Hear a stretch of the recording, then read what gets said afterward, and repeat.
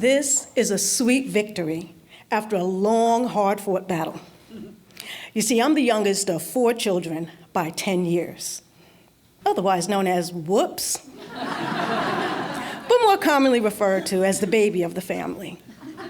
And after about 30 straight years of doing so, about the time I hit puberty, it was becoming really obvious to me that my mother was quickly tiring of this child-raising gig.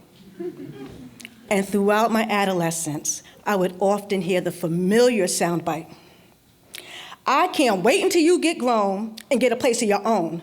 Then you'll know what it feels like." Now, granted, she would often be saying this while picking up my items carelessly strewn about the house, or opening up the refrigerator to find the milk and juice containers empty. But most definitely every time there was an unexpected spike in our phone bill.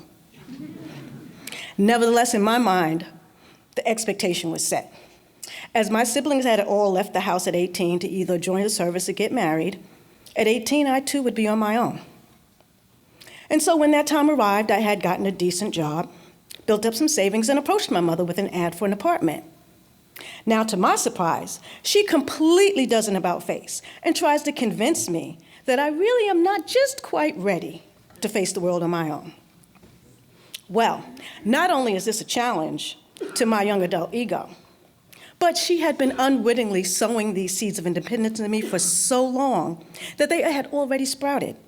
And I was determined to continue my quest for freedom, my own promised land, a place where I no longer had to hear how money didn't grow on trees, or hide in the closet late at night to have secret phone conversations with my boyfriend.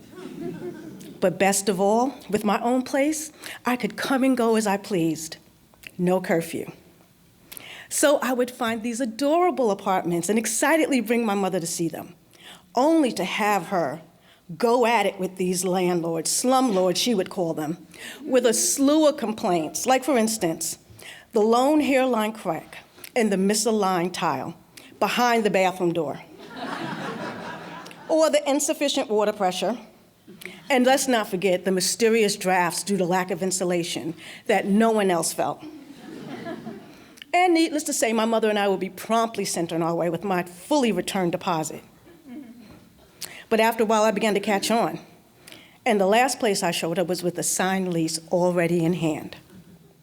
So now I'm on my own, and I am determined to prove to my mother that I truly am a competent and capable adult. So that year, I insist on making the Thanksgiving turkey. Now, in our family, Thanksgiving is my mother's full domain, and God forbid anybody try to encroach upon that territory.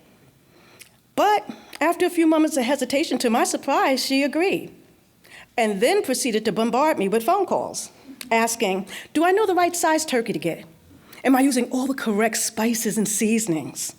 Am I allowing enough time for the turkey to thaw before cooking? And finally, frustrated, I say to her, Mom, enough. I'm an adult now. I'm not a child. I know how to make a turkey. I mean, I'd spent years watching her make the Thanksgiving turkey, and even on some occasions, unwillingly recruited to help. So I knew what I was doing. And as expected, when I pulled my turkey from the oven, it had a beautiful golden brown skin that would rival my mother's. And so on Thanksgiving Day, I walk into her apartment, proudly, regally cradling my beautiful creation as if a newborn, and purposely ignoring all the nervous glances being cast in my direction. I, with great fanfare, ceremoniously placed my beautiful bird in the center of the table. So now we're all gathered around the table, and after grace, my brother proceeds to carve the turkey. And as I proudly look on as he delves the knife deep into my masterpiece, red bloody juices start to flow. And everyone stares, stunned, as their Thanksgiving feast is now an array of sides and some cornbread. And as I'm watching the bloody juices pool into the bottom of the platter, I can't help but feel betrayed by my bird, my beautiful bird that I spent hours massaging, caressing, cajoling with, with visions of Thanksgiving victory. I can't even bear to look at my mother, and so instead I just fixate on the ever-growing pool of blood. Eventually, my mother gets up and she goes into the kitchen, and she returns back into the dining area with a beautiful brown bird of her own. Like, where did she get this? Like, out of nowhere. And despite me, everyone breaks out in loud cheers and applause. And as I'm sitting there, quietly watching my undone bloody bird being unceremoniously ousted from its place of honor, two things hit me. Number one, my mother's words from adolescence echo back to me. And for the first time, I think I really do know what it feels like.